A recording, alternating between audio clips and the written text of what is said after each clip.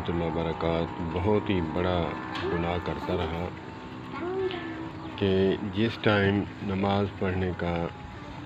ممنوع وقت ہے اس وقت نماز پڑھتا رہا کہ صرف ظاہراً حدیث کو دیکھ کر علماء سے بھی وابستہ نہ رہا، غیر مقلد اتنا بنا کہ اپنے علماء کی بات کو بھی کان کھول کر نہ سنا کہ علماء فرماتے ہیں کہ جب طلوع آفتاب کا ٹائم ہے، آدھا سورج باہر آدھا اندر، اس وقت نماز پڑھنا ٹھیک نہیں، اور 11 بجے تقریباً سر کے برابر جب سورج ہو اس وقت بھی نماز پڑھنا ممنوع ہے، اور غروب آفتاب کے وقت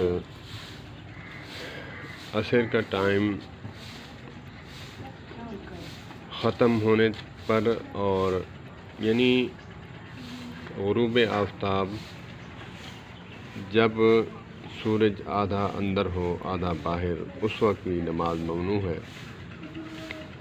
تو حضرت بلال رضی اللہ تعالیٰ عنہ نبی پاک صلی اللہ علیہ وآلہ وسلم کہیں سفر پر تھے، تو آقا نے فرمایا کہ اے بلال، جب نماز کا ٹائم ہو ہمیں اٹھا دینا، جگا دینا۔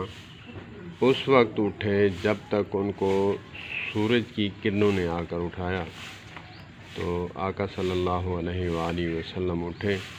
اور حضرت بلال کو پیر سے پکڑ کر ہلایا، اے بلال، نماز رہ گئی، تو نے نہیں اٹھایا۔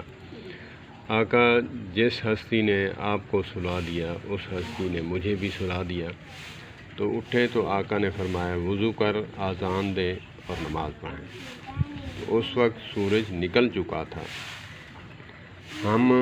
فجر کی نماز پڑھتے ہیں اس حدیث کو دیکھ کر، تو اس حدیث کا مطلب یہ نہیں کہ ٹائم بھی نہ دیکھا جائے، جو ٹائم ہے جس وقت بھی ہے ہم پڑھنا شروع کر دیں، تو ایسا ہرگز نہیں۔ تو اللہ پاک ہمیں دین کی سمجھ عطا فرمائے۔